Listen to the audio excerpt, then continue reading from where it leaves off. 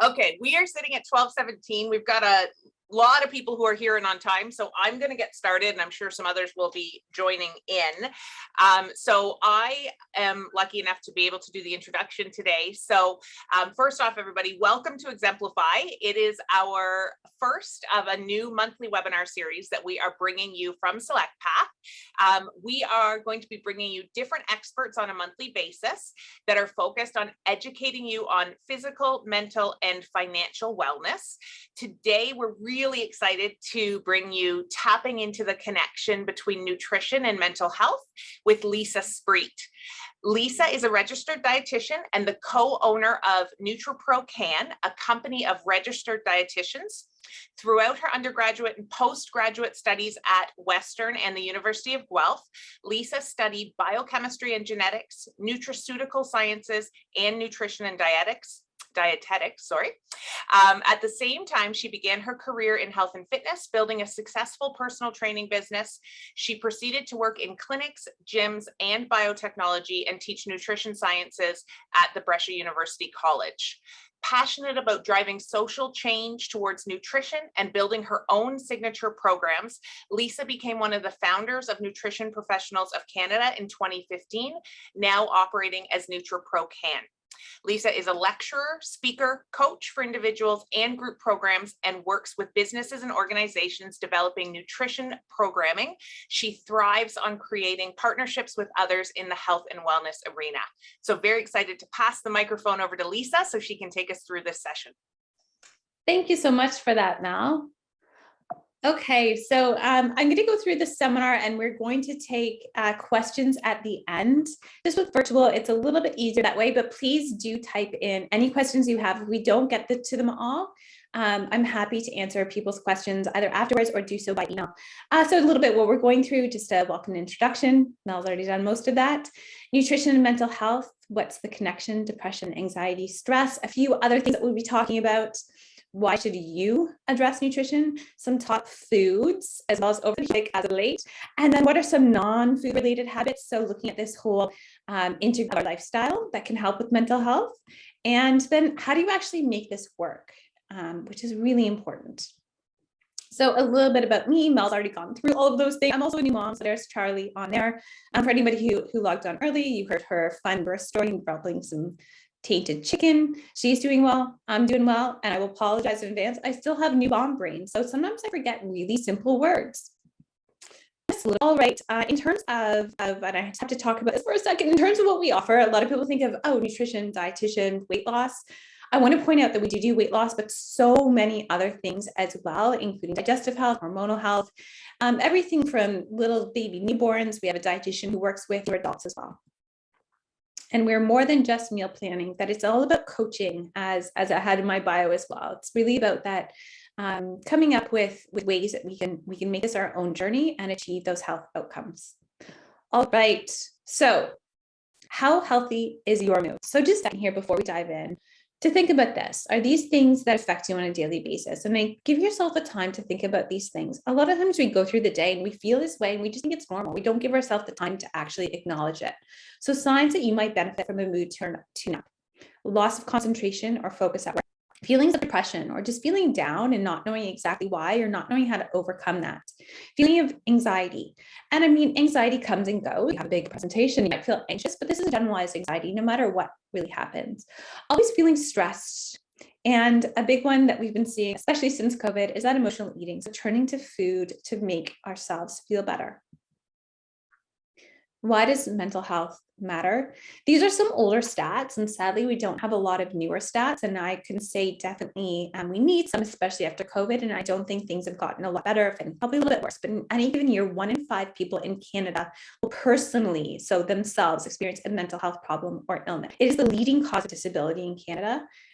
We live in a country, luckily, that we have healthcare. So it's one thing that our tax dollars are paying. The annual cost of mental health conditions in Canada is about 51 billion. This was from 2012. So 10 years later, I'm sure it's a lot more than that, but that's the last number that we have. That's huge. And that's direct cost, not even just indirect.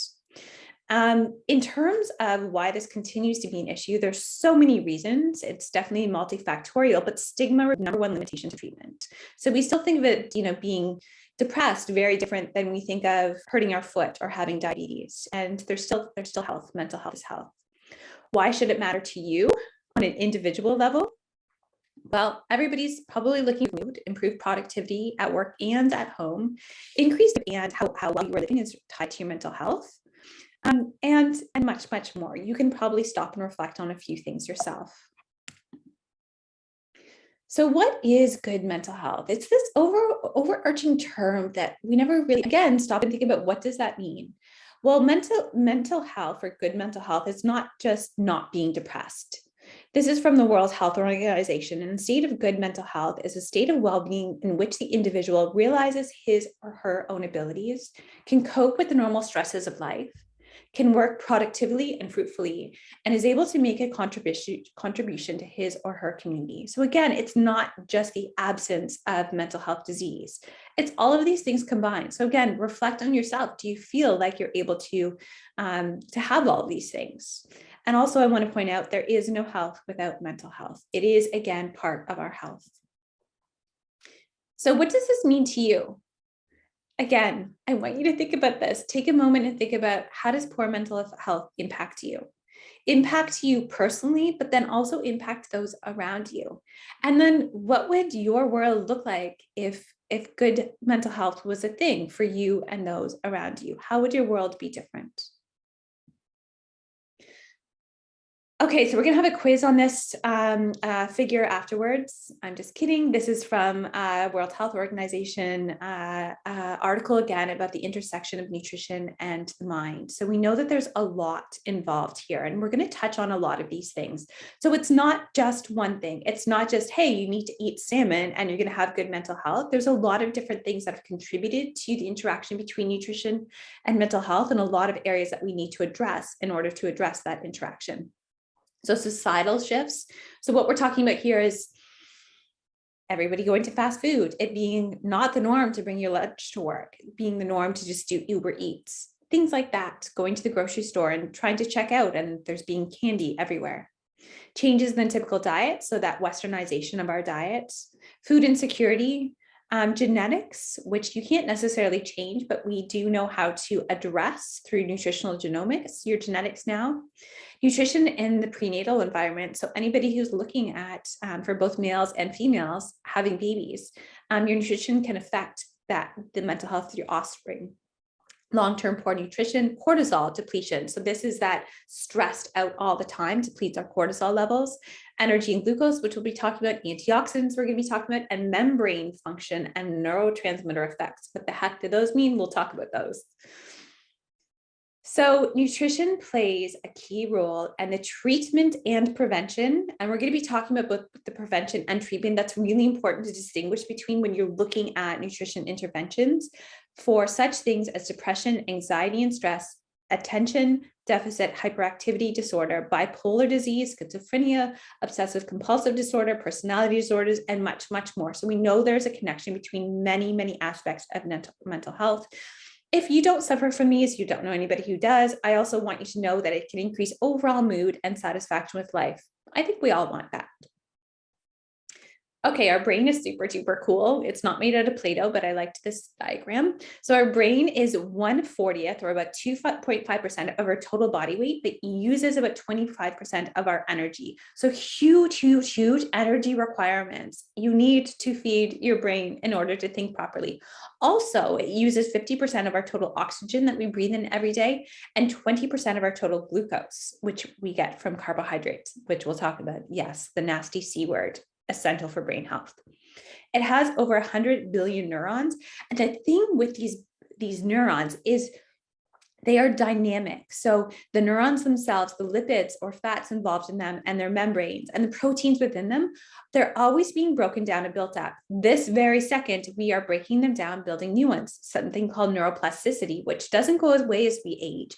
So it's dynamic. We always need to be feeding our neurons so they can continue to grow. Also, the amino acids from the proteins that we eat cross our blood-brain barrier, which is this very, very protective barrier around our brain. Doesn't allow a lot of things in, but it allows these proteins in. And they are actually precursors to some of the neurotransmitters, which are the molecules that kind of communicate in our brain. So basically, what we eat is what we think. Again, a note on prevention and treatment. So whenever you're reading articles, whether it's in the newspaper or scientific articles, I want you to think about this. Prevention is stopping from getting a disease in the first place. So preventing depression, per se. What's involved in terms of nutrition for preventing depression? That would be primary prevention. Secondary prevention is, okay, once you have depression, can we prevent it from getting worse or prevent it from becoming another disease? And then treatment is a different level where we're talking about actually being involved in something called nutrition therapy, where it's part of the treatment for whatever the disease is. So just keep this in mind when you're reading articles. Are they talking about prevention, secondary prevention, or treatment? What's this nutrition important for? Okay, some quizzes as we go along. Myth or fact, consuming fast food, sugar, and soft drinks is associated with a higher prevalence of diagnosed attention deficit hyperactivity disorder. What do you think? Yes, no, maybe? I'm asking this for 2 questions, both so that you get the answer, but then we can address something else as well. So, associated, that's the key word on there. Yes.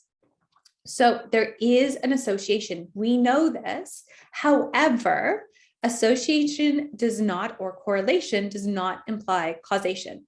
I'm quite sure that the sun threw the clicker into the screen. However, keep that in mind whenever we're reading articles, that just because something is associated doesn't mean that it causes it. So there's a lot of other factors that go along with eating sugary foods that could potentially increase one's risk of ADHD. Secondarily, maybe those with ADHD prefer some of these foods. So it doesn't mean that it's causing it. We don't have data showing that. Okay, so that's just a little science geek Lisa has to point out. All right, so let's move into what everybody's here for, how we can improve our mood through food, and the top foods and nutrients that we're going to look at. So we're going to go through vegetables and fruits, legumes, I'll explain what those are, complex carbohydrates, including whole grains and starches, and high omega-3 foods. First up, whole, keyword, whole vegetables and fruits. I'm not talking about juice here, and I'm not just saying that because I'm biased, I'm talking about the research. So why are whole fruits and vegetables important? They give us low glycemic carbohydrates. So these are time-release slow carbohydrates. Again, our brain needs glucose, which we get from carbohydrates. So it gives us that energy for our brains to think properly, as well as antioxidants. So we're finding that a high antioxidant intake reduces risk of all mental health diseases, as well as things like Alzheimer's and dementia. So vegetables and fruits, we don't need to take supplements here. We just need to eat our brightly colored vegetables and fruits. So vitamin C, red peppers are actually the best source. Strawberries are good as well. Carotenoids, so think of this as carrots, brightly colored vegetables. We actually get some through some tomatoes as well. Flavonoids, berries are a great source for flavonoids, and polyphenols. Same thing. Also with some of them, onion and garlic are great to get in as well. So eat the rainbow, all the different colors. That's how you're going to get the most amount of antioxidants in. How much do we need to eat? Okay, usually I tell people to pick one thing to start working on, just one thing. If you are not eating enough fruits and vegetables, then maybe make this your one thing. I have it first on this list for a reason. It's really important. Well, what does the research say? At least 400 grams per day, or about 5 servings. The more the better. So that's kind of our BAM or BRS minimum that we need to get in, that 5 servings. Eat the rainbow, as I said.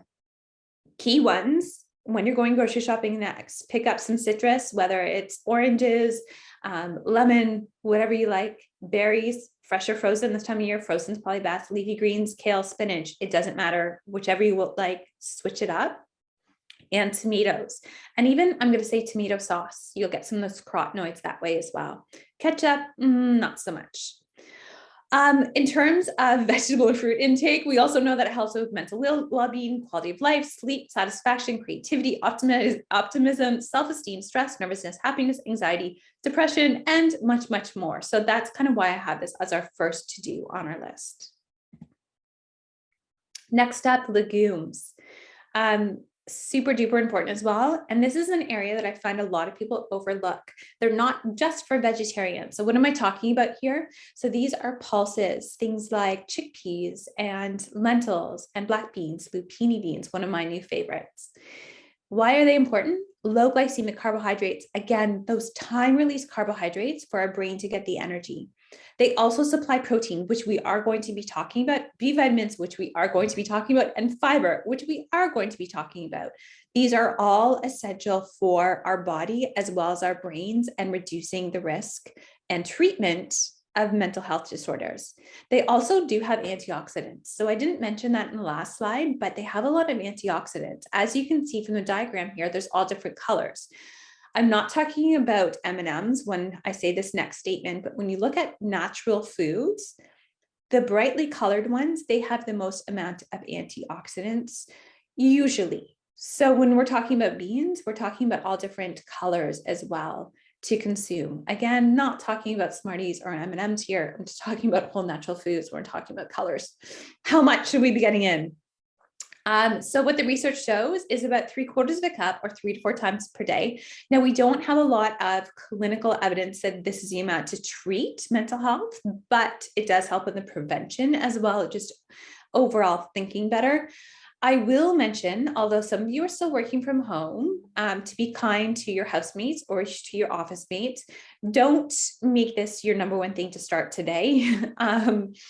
So about half a cup per day or 3/4 of a cup, 3 to 4 times per week, but start slow. Our digestive system has to adapt. So even if you start, a quarter cup a couple times a week, that's probably a good place to start, and then amp it up from there.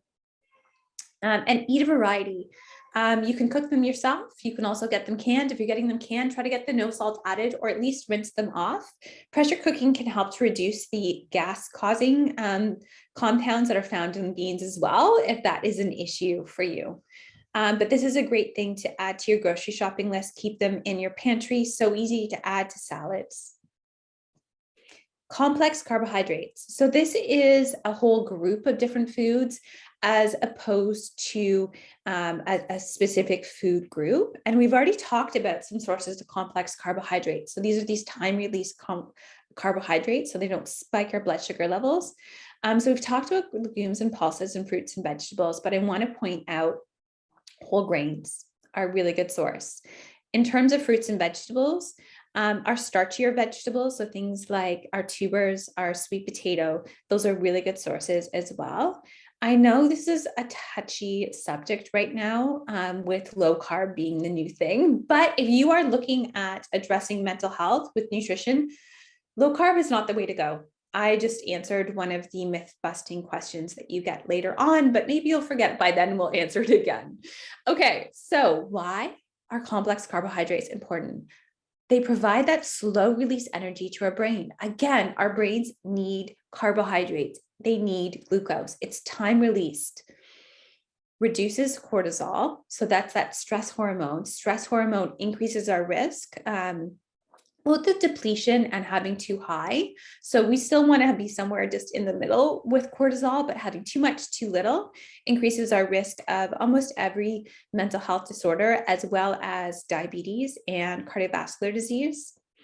And then also these whole complex carbohydrates, along with being carbohydrates, also provide us our B vitamins, which we need for energy production. And then we're also going to talk about 2 really important B vitamins when it comes to mental health. What this does is leads to the release of tryptophan, which is a precursor to serotonin. Serotonin is our calm, cool, nice neurotransmitter that we want to have more of if we want to be calm and cool and nice. Also, something we'll be talking about is gut health. And complex carbohydrates come along with fibers, which are indigestible carbohydrates, which help to feed our gut bacteria. So whole grains are a thing. They're a good thing. I would say don't cut them out. So this is what we're looking for when we're looking for our complex carbohydrates. So what we have on the left-hand side are high glycemic foods or high glycemic chart. And this is what most of us go through in a typical day. We wake up with low blood sugar levels. We wake up, we pull out our email, we look at it, we get stressed out, leads to a release of cortisol, which spikes our blood sugar levels. That's how our blood sugar levels oftentimes go up in the morning. Not awesome. And then we don't eat anything because we're in a hurry and we need to get to work, get to our emails. Oh my gosh, a meeting. And you get super hungry. Blood sugar levels crash. At that point in time, not only you're not thinking properly, but your body is literally screaming at you, I need energy. So what do? We grab a latte and maybe a donut. That's going to give us energy, but not time release energy. It gives us immediate energy, doesn't last for long. We get that crash. And it's this cycle that we go through over and over and over, leading to poor energy levels, cortisol depletion in the end, as well as poor mental health. What we're looking for with these low glycemic complex carbohydrates are this time released things. So something that I like to tell people to do, whether you're working from home or not, or pre-make your breakfast, throw together these yogurt parfaits with plain yogurt, which we'll talk about in a minute, your berries, antioxidants, and some oats, those complex carbohydrates, maybe throw in a couple of walnuts, and you basically checked off just about everything we're going to talk about, and make them for the week. Quick and easy. It's faster than stopping by a store. Okay, other thing. And most people are pretty happy with this one. People are like on the protein bandwagon. Please get on the carbohydrate bandwagon as well. Amino acids and protein. So what are amino acids? They're basically the building blocks of protein. So if you think of protein being like a whole Lego house, amino acids are those individual Lego pieces that make together the house. Lego's still a thing, right? I hope. All right, so what are some sources? Lean poultry. So things like turkey and chicken. Yes, chicken, fish, and we'll talk about fish more in another slide too. Eggs, legumes, we've already talked about those, and dairy, animal-based dairy, all good sources of protein. So many of our neurotransmitters are actually made from amino acids. So again, what we eat is what we think. So specific ones, in case you're wondering, glutamine, cysteine, glycine, taurine, those are specific amino acids that are precursors or lead to the formation of these neurotransmitters. Specifically, tryptophan is a really, really important one. Tryptophan is the precursor for serotonin, which we make both in our gut, which we'll talk about, and our brain, as well as melatonin, which we need to have for proper sleep. So a lot of people have heard this, and I have this question all the time. So turkey and chicken, turkey in particular, are good sources of tryptophan, the amino acid. So true or false, eating turkey makes you sleepy? That is actually a myth. So no, it does not. Usually why we feel sleepy after big turkey meals is because we're also having a bunch of mashed potatoes and stuffing and maybe some wine. We just basically eat too much and our blood needs to go into our stomach to digest and not into our brain to help us think. And that's why we get sleepy. So eating turkey at lunch will not make you fall asleep in the afternoon as long as you're having a kind of regular healthy meal, not like Thanksgiving dinner at lunch. That might make you sleepy. Okay, omega-3 fats. So they supply something called DHA and EPA. These are really important for brain development. And then also keep in mind that our brain is constantly changing over, as I mentioned, that neuroplasticity. So we constantly need this. And then EPA, we need to make a lot of neurotransmitters and some hormones as well. So DHA and EPA help to maintain that healthy cell membranes, which helps our brain talk properly. That's a really big part of mental health. They help with learning, mood, and memory as well. Also, they help to reduce inflammation. And you might have heard of the term inflammaging, which is inflammation in the brain that causes aging. Alzheimer's, dementia plays part in mental health. So they help to reduce that inflammaging as well. So the best sources, fatty fish, so salmon, trout, Arctic char, anything like that, sardines, omega-3 eggs. Regular eggs have some, but the omega-3 have more. And it's just basically the chicken have been fed things like flax seeds and walnuts. You'll see the asterisk next to flaxseed and walnuts. So these contain a precursor to DHA. not the actual DHA itself. Now, if you're vegetarian, vegan, definitely increase the amount of these you're consuming. You just need to eat more of these than you would, say, fatty fish. The amount that we're looking for is about 2,000 milligrams per day of EPA omega-3s. Now, if you are eating, say, 75 grams of salmon 5 days a week, you will be getting this much. If you're not eating that much salmon, maybe look at supplementing. So another top nutrient, vitamin D. So we know this as the sunshine vitamin. We know this as being associated with SAD, seasonal affective disorder, but it also plays a role in Alzheimer's disease and brain development, as well as many other mental health disorders. So with vitamin D, potentially we can get it from sun, but where we live in Canada, that's really only from May till October that we get enough direct sunlight. So please go outside. There's a little bit of sunlight today. Enjoy your day. It's not too cold out, but you're not going to be getting any vitamin D. You're also not going to be getting any vitamin D if you're wearing sunscreen or if you're covering up, which are two important things to do. So where do we get this vitamin D from? There are a few natural sources, so dairy, as well as fatty fish, two things we've already talked about. So you can see that we're starting to see a pattern that there's some foods that check multiple boxes. This is a good thing.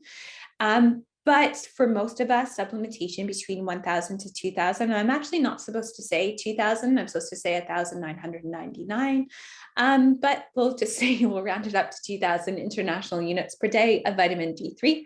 That's just because of professional regulations, but really you have to pay for it, but I would have your levels measured. If you don't want to do that, just be safe and stick around the 1,000, don't go up to the 2,000. And that's the amount for adults. Children need a little bit less. For B vitamins. So B vitamins, this is another kind of trendy topic, is talking about B vitamins. They're a group of vitamins. They do all different things in our body. And there's a few that are really effective for addressing memory and mood. Now, I will point out that just taking B vitamins on their own, unless you're deficient, will not necessarily help with mental health. However, caveat to this is that, remember, primary prevention, secondary prevention, treatment. In the treatment of depression, along with antidepressants, supplementing, so not just dietary intake, but supplementing with folate and B12, 2 B vitamins, has been shown to make them more effective. So that's part of that medical nutrition therapy. So if you are taking an antidepressant, a lot of people are, perhaps looking into those supplements would be a good idea. I tell everybody you really should be talking to a health professional before you randomly start supplementing though. So please do that. They're also needed for energy production. So just because we eat something doesn't mean that we're going to get energy from it. We need the B vitamins for that and neurotransmitter production. So for example, dopamine. So dopamine, really important neurotransmitter. We need B vitamins to make it. Other really important B vitamins for mental health, I'll point out, is B6. We get this in mainly protein containing foods. So poultry, fish, eggs, soy is actually really good for our brain. Milk and potatoes as well have some B6. They don't have a lot of protein, but they have B6. In terms of our folate, those leafy greens, chickpeas, lentils, asparagus, chicken liver, if that's your thing, as well as fortified cereals. Again, we're starting to see some foods pop up multiple times here. This is a good thing. It's by design. B12, meat, salmon, cod, eggs, cheese. Some nutritional yeast, you have to make sure they're fortified, and fortified foods. Now, if you are vegan, I do recommend that you supplement, but if you are vegan, please talk to a dietitian. It's really important that you do that. And then choline, this is a quasi B vitamin, so it's not the same as the other ones. We actually make some of it, but we don't make enough. Liver, egg yolks, so please don't throw away the yolks. They also have those omega-3s too. Soy, chicken, mushrooms, really, really good vegan food. Wheat germ, really important for choline. Also really important for kids as well to get in their choline. It's important for brain formation. Phytonutrients. So what the heck do phytonutrients mean? It's a big complicated word that means plant nutrients. Phyto just meaning plant. Specific ones that we're going to talk about, so it's mostly antioxidants. The polyphenols, flavonoids, and phenolic acids are really important for mental health. So plant chemicals play a key role in preventing oxidation and inflammation. I mentioned this inflammaging previously. Also, we know that they help in increasing something called brain-derived neurotrophic factor. Now, this brain-derived neurotrophic factor, this is important for our brain growth, but also it's important for prevention and treatment of mental health disorders. So key foods that we're looking for, grapes, including red wine. And this makes me so happy, especially I wasn't able to drink it for just so long. Red fruit, there's other ways you can get in some of these nutrients without drinking wine. Red fruits, including grapes and resveratrol, which some people supplement with. That's the active ingredient in red wine. Blueberries, fresh or frozen, this time of year, probably go for frozen. They'll even have more flavonoids and phenolic compounds. Onion, garlic, and vegetables, really good to get in. All citrus, dark chocolate. So I'm talking about 70% cocoa solids or more. And the effective dose for that is about 50 grams per day. So that's usually like 2 of those dark chocolate squares. I'm not talking about the whole bar every day, just 2 of those squares, coffee, decaf, or regular. And then tea, especially green tea, is a really, really important one. Curcumin, which we get in turmeric, that's that orange spice. Honestly, it doesn't have a lot of flavor. You can add it to just about anything. And then soy is a really good one as well. And I know I'm probably going to get some questions about soy. That's cool. I'm happy to answer them. Okay, so I've alluded to this a little bit. Supplements. So we've gone through specific nutrients. Does that mean that you need to supplement with them? The answer is likely no. It's always food first. And when we look at the research, so I'm not just saying this, as it comes from the research. When we look at the research, we do see that food seems to be more effective than supplements when we're looking at just about every sort of disease, as well as mental health diseases. However, if you are not eating enough of one of these items, that's when you might want to look at supplementation. So if you don't eat fish, maybe look at supplementing. Please talk to a health professional first. Vitamin D in Canada, that is definitely one that you should supplement with, especially if you do find yourself getting seasonal affective disorder or sort of those winter blues. Definitely vitamin D. If you do have depression, then supplementing with omega-3s is probably helpful unless you are eating like salmon every day. If you do have depression and you are on an antidepressant, that folate and B12.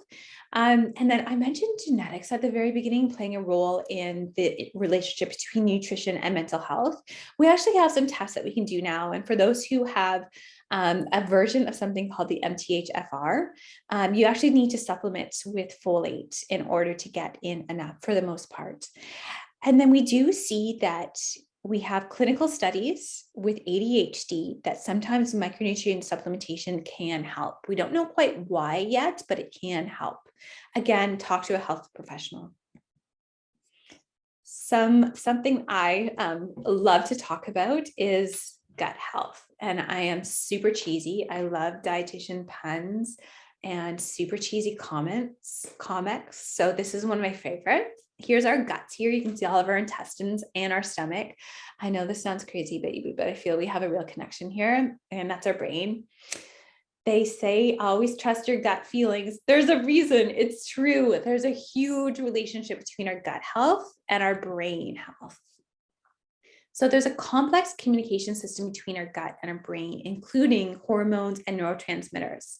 Our gut actually has its own nervous system that communicates with our central nervous system. So gut microbial metabolites, so our gut bacteria release byproducts, which actually talk to our brain. So it actually goes through that blood-brain border, and it affects our mood. What we're talking about here are both probiotics and prebiotics.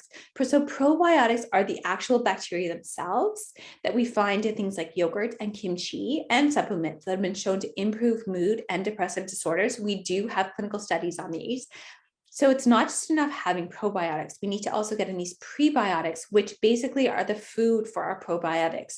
They're mostly fibers. So things like Vegetables, whole grains, nuts and seeds, and legumes, they help to feed our probiotics. You might be hearing the term postbiotics coming up. That's not something you need to really worry about. Basically, by making sure that you have probiotics and prebiotics, you'll be getting these postbiotics, which are those metabolites, which then talk to our brain.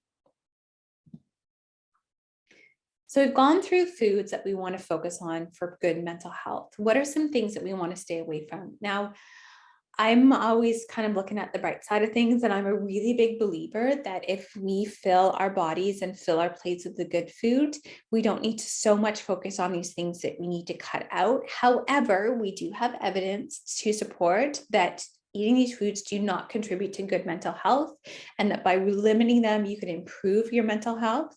So if they're a big part of your diet right now, look at increasing some of those other foods and decreasing some of these foods.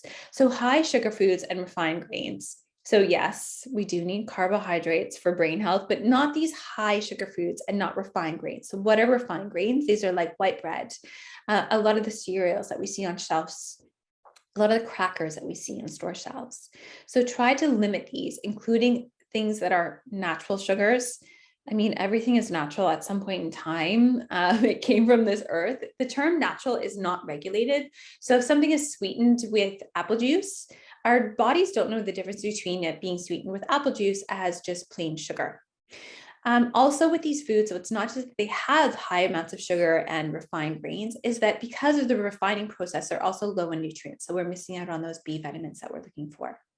Processed meats, so deli meats, things like that. Instead, choose fresh, lean, cooked sources of protein, chicken, fish, whatever it is.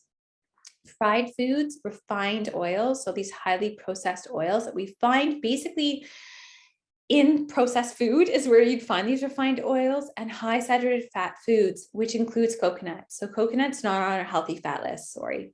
So try to choose baked, steamed, or roasted instead, and then try to choose olive oil for your healthy oil. Alcohol, too much is not good. It's about knowing your limit. However, for primary prevention, so I'm not talking about treatment of mental health disorders, but primary prevention, up to 1 drink per day per women, 2 drinks per day per men, can actually be helpful, and wine is best. If anybody has read anything about the blue zone, which is where people live to be the oldest, most of them do drink some wine or something similar to wine. Okay, Lisa, but wait a second. This is basically the list of foods that I crave when I'm stressed, anxious, depressed, just overall not feeling great. So what the heck do I do about that? We have to acknowledge this, right? It's a nice idea when you're feeling good, it's easy to eat good, but when you're not feeling so good, it's a little bit harder. So here are a few things that you can do. First of all, smart snacking. So plan some smart snacks during the day, pairing together protein and healthy fats with low glycemic carbohydrates. Some examples are to come.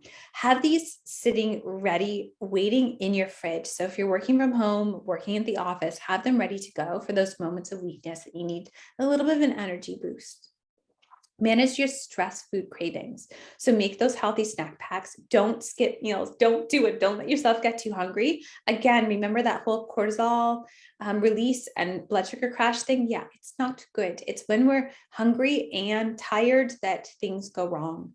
Eat what you crave, but in smaller portions. So have your regular lunch first, and then acknowledge that you're craving maybe some chocolate. Have a little piece of chocolate. Be proactive and address triggers. Keep these triggering foods maybe out of your house. Don't have them around you. Maybe if you know you're going to be going into a stressful meeting, make sure that you have a meal plan for right afterwards, so you're not going to grab for something else.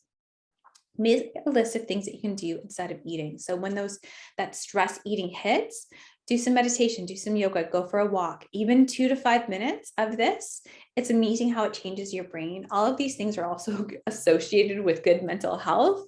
So that's why I've put them on there as your list, but you can put some other things too, like, I don't know, doing some writing, or maybe doing some knitting, whatever gets you. But these things are also good for mental health. Okay, so I've talked about a lot of things. Like a lot of things. How do we put this all together? How do we eat in a way that we're not eating, a crazy diet? how do we put this all together? So what dietary pattern has been shown to be the most beneficial for mood? Is it the keto diet, high fat? Maybe you're getting a lot of those omega-3s, low sugar, gluten-free diet, so avoiding any grains that contain gluten. The Mediterranean diet, so this is eating lots of fresh fruits and vegetables, mostly plant-based, or the vegan diet, which is completely plant-based with lots of fruits and vegetables. We actually have research, lots of research to support this answer. It is, drum roll, the Mediterranean diet. Isn't that beautiful? Wouldn't that be so nice if you just came home and this is what's waiting for you to make dinner? That'd be so nice. It can be that way. You just have to do some grocery shopping. We'll talk about some easy ways to get these things in. So yes, it's the Mediterranean diet. So studies have found positive effects of the Mediterranean diet and mental health, pretty much all areas, including reducing the risk, so preventing depression, as well as treating depression in those who are diagnosed. Really what it is eating more vegetables and fruits, whole vegetables and fruits, nuts and seeds, legumes. When you think about these foods that are on the right-hand side there, they touched on those nutrients that we've talked about. So basically it's all of those nutrients that are good for mental health. And then avoid or limit red or processed meats, added sugars, refined grains, trans fats, which you'd be getting from kind of fried foods, and refined oils, which you would get in packaged foods. So try to reduce those. I love visuals, so here's a great visual, and I love at the bottom too are those other things that I talked about that you can do instead of eating if you feel stressed, being active, going for a walk, eating with friends and family, talking to friends and family, and going dancing. When can we start dancing again? I do it every day with my daughter now. Anyways, also beverages, mostly water, some tea or coffee, and here comes that red wine. I think that's why I love the Mediterranean diet. So some sample meals to go through. Prepping is the number one thing that you can do. So here, breakfast bowl, probiotic yogurt, some figs, also high in fiber and antioxidants, berries, some whole grains and chia seeds and walnuts for those omega-3s, lunch, whole grain bun, some turkey or chicken, avocado, tomato, dinner, get in your salmon, your veggies, and some yummy healthy snacks throughout the day. That's edamame beans on there. So those are the whole soybeans, which give you B vitamins, protein, some healthy fats, and some carbohydrates. Some other lifestyle habits to include.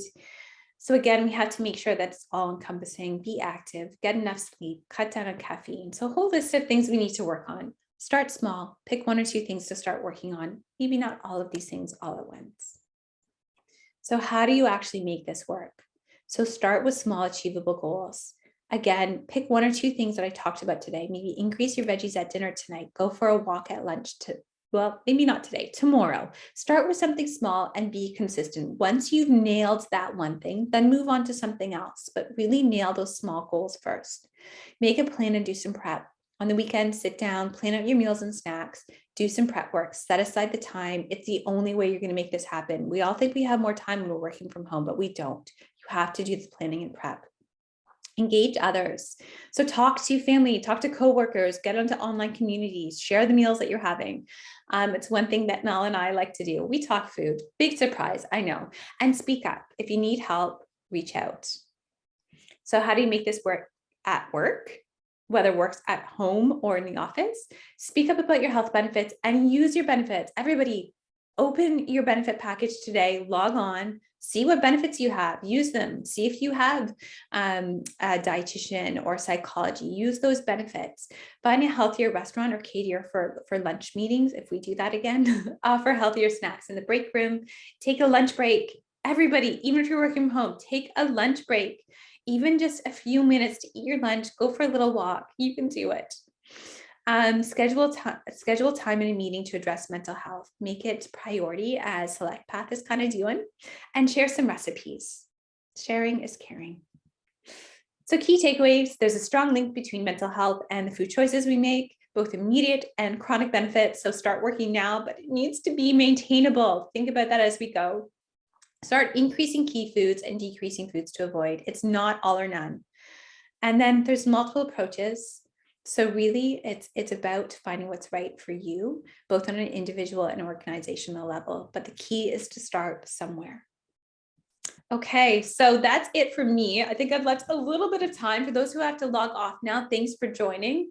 And I think you will send out my contact information too, so people can connect. But I will open up the chat. Or Mel, do you want to read out some of the questions? Yeah, for sure. So for anyone who can stick around, we'll run through the questions that we have. So if nothing else, they'll be on the recording. And if there's anything else, definitely throw them in the chat. So the first question was for one of the recommendations was garlic and onions. And if those are cooked, do they have the same effect as if they are raw? Oh, good question. Good question. I totally breezed past that. So they're actually better if they're a bit raw.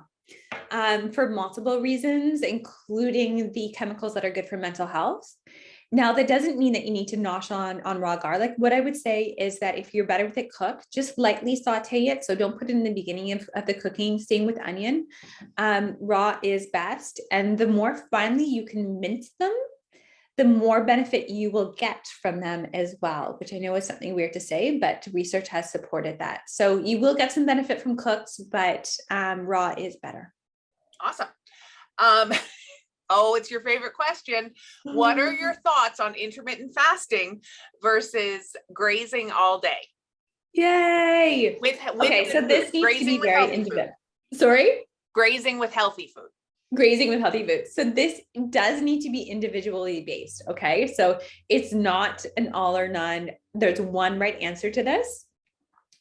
For the most part, intermittent fasting, giving time to your body where you're not getting in carbohydrates, is good for blood sugar levels and diabetes, not so great for brain health. So this whole sort of ketone release thing and getting energy that way is somewhat true, but your brain won't be functioning properly. Now, if you're fine getting in all the nutrients that you need within a 12-hour window, that's cool. If you are forcing yourself to do this 6-hour window where you feel low energy and then you just start eating endlessly after that window opens up, probably not a great thing to do. The answer really comes down to, in terms of intermittent fasting versus grazing, is that whatever way you eat an appropriate amount of calories and nutrients, it's the best way for you. And that's why it needs to be individualized. In terms of mental health, I would probably lean towards the more grazing approach, because then you get that time released energy. It keeps your energy levels nice and even, but it does need to be based upon each person. Awesome. So milk and dairy came up a bunch of times in the presentation. So do you have any recommendations for quantity for dairy products, since they are typically higher in fat and sugar? Okay, let's go with quality first, and then we'll talk about quantity. So best dairy products to be getting in, unsweetened ones and ones that are probiotic. So basically like plain yogurt or kefir. Those are the best ones to be getting in. Dairy products naturally contain something called lactose, which is a sugar. So it's going to naturally have carbohydrates. But what I want you to do is read the label, the ingredients, and make sure that there's no added sugar, that it's just the plain, natural, unsweetened version. And then in order to get those health benefits from the probiotics, get the ones that are fermented. So yogurt or kefir. Now, in terms of how much, the recommendations are 2 to 3 servings per day. So if we're talking about like yogurts, that would be 3/4 of a cup. If we're talking about milk, that would be 1 cup in terms of what one serving is. Everybody's an individual. That's something you're going to hear from me a lot. Some people can't tolerate that much. You're probably going to tolerate it better if you do something that's fermented like yogurt, because it's lower in lactose, but it should be about 2 to 3 servings per day. And try to get unsweetened and things with active probiotics in it. Awesome. So the question was, I've been hearing a lot lately about alcohol consumption being a carcinogen. Yes, 100%. It is the most well-known carcinogen that we know, apart from maybe cigarettes. So yeah, it is. So carcinogen just means cancer-causing agent. We know that for the esophagus, the upper part of the digestive tract, that alcohol does increase risk. It can also increase risk. So if cancer prevention is your number one thing that you're worried about, there's no amount of alcohol that helps in cancer prevention. However, everything's about balance and what your goals are. So we have pretty good research that one glass of red wine or up to 2 for men per day, if you do not have cancer, is not going to really increase your risk of cancer. Beyond that, it might. If you genetically are really worried about digestive system cancers, then I would say no amount of alcohol is good. The great thing about that is that you can get resveratrol from eating grapes, from the polyphenols from berries. So if alcohol is not on your list of things to consume, the great thing about nutrition is we do have those alternatives. So you don't have to drink it. It is a carcinogen, absolutely, but it's the dose that makes the poison. And I hate saying it's poison, but it is. So just watch how much you're having. Awesome. I'm going to combine 2 fish questions together. So the question is, what's a good substitute if you're allergic to fish or salmon? And then the one I'm going to combine is there any concern that mercury in fish outweighs the benefit of omega fatty acids? Okay, so other alternatives, if you're allergic, please do not consume them and don't take the supplements either. Flax seeds, walnuts, chia seeds are pretty good too. Hemp hearts are good as well. And you can take those as supplements. There's also marine algae, DHA, as a supplement. So you can take DHA marine algae supplement as well. Yeah, please don't eat fish. And then the whole mercury debate. So I didn't put it in this presentation, but you can just easily Google like high mercury fish. And I would stay away from those, especially if you are pregnant or breastfeeding or planning on becoming pregnant. Basically the fish that I mentioned, so salmon, sustainably farmed or wild is best. Trout, Arctic char, those are all smaller fish. They won't have accumulated a lot of mercury. The ones that you need to worry about are too much tuna, especially albacore tuna, mahi-mahi or too much mahi-mahi, ono, which is one of my favorites. Too much ono is not great to do. So the bigger fish we do need to limit. The good thing is that those really high omega-3 ones, the smaller ones, sardines, we don't need to really worry about mercury with those ones. So focus on those ones. Awesome. Which is better if fresh is not an option, frozen or canned for veg and fruit? Frozen. And this time of year in Ontario, it might actually be better than fresh. Especially if you're shopping like the organic section at all, which is not something you have to do, but definitely frozen. If you're getting canned, that's perfectly fine. Watch the sodium intake. So try to get no salt added, but hands down, I would say frozen would be best. Legumes, you can find them frozen. The legumes canned are fine to do as well. Awesome. Fiber supplements like Metamucil, good to take? Focus on diet first. The great thing about diet is, so think of your gut bacteria almost as you as a person. If you were fed only one food, you'd probably develop some deficiencies. Our gut bacteria is made up of a bunch of different species, and they need a bunch of different fuel sources. So by eating a variety of fibers through different food sources, you're gonna have the healthiest gut bacteria.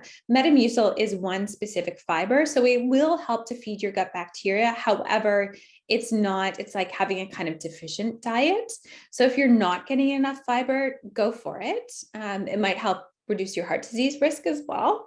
But don't think, okay, I'm gonna have like white bread and then take Metamucil. It's not gonna be quite the same. Awesome. Good segue. So is whole wheat bread better than white bread? And is the right choice whole grain over the other two? Yes.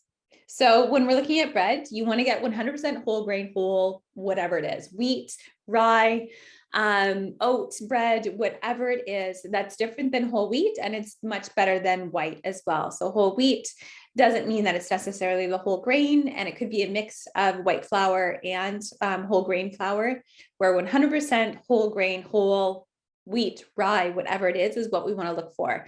I want to mention this too when we're eating rye bread. A lot of people will say they're eating rye bread, but if it's something like a light rye, it's probably pretty much like white flour. You want to read the ingredient list, 100% whole grain, whole, whatever it is.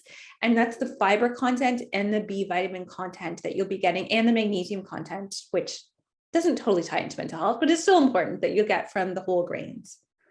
Awesome. My thing that I was always taught about bread is that if you can squish it up in your hand in a ball, then don't eat that bread. Oh, I love it. I love it. And now you and I being Italian, that's probably a lot of what we grew up on. Yeah, exactly. So can you talk a little bit about organic and grass fed?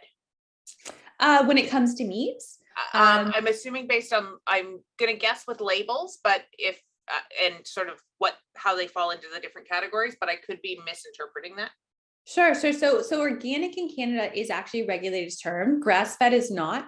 So just keep that in mind, that when we see grass-fed, we're just relying on the farmer, that they're telling the truth. Organic specifies that whatever it is, whether it's a cow or a piece of broccoli that has been grown in such a way that pesticides have not been used. A few other things as well. Where grass-fed is that it's been sent out to pasture. Now, because grass-fed is not regulated, again, we don't know how much grass has it been getting. Is it grass-fed and grass-finished? Is it grain-finished? We don't really know by that term. By getting organic, you're potentially reducing your exposure to pesticides. It doesn't necessarily speak to the quality of the food. It doesn't mean that it has more nutrients. We have some evidence both ways that it could have more or less. What I tell people with organic is that if it's organic and local, it's a good choice. If it's organic from super far away, then I would choose something that is fresher, more local over that. With grass-fed, when we're talking about like beef, it does change the fat composition in it, and potentially you could be getting less pesticides, although we don't know for sure. So theoretically, grass-fed beef does have more DHA, those healthy omega-3s, than non-grass-fed. However, it is not a supplement for salmon. If you look at grass-fed beef versus a piece of salmon or trout or sardine, sorry for the dietitian pun here, fish will blow the beef out of the water, no matter how much grass the cows consumed. So there was just a bit of a clarification, which I think you answered, but just in case you have a solid answer on. So for organic and grass-fed, would you say they're exponentially better than not? Grass-fed, yes. Organic, no. Okay. Okay, two more. So red wine in moderation has benefit. Can the same be said for beer or hard liquor? So the only benefit that we see in, and I'm speaking strictly from, I mentioned the blue zones. What is Dan's last name? Like, I know him, the researcher who did the work for National Geographic. Anyways, so when we look at the correlation research that he's come up with, moderate alcohol intake does seem to help with longevity. And that's strictly what they're thinking through the socialization. So in terms of mental health, getting together with your friend and having a beer is probably good for your mental health. It's not the beer, it's the getting together with your friend and talking. When we're talking about the nutritional quality and contribution to mental health, no, it's the red wine that you're going to see the benefit with. Awesome. Okay, sorry, there's two more, but we'll try and get to them quick because I know we're running long. So I've parts of tomatoes. I've heard that parts of tomatoes are not actually good to eat. So skins and seeds, potentially. Is there any truth to this? So this is the whole kind of like lectin thing, which I don't want to dive into too much, but it is, it's not really true.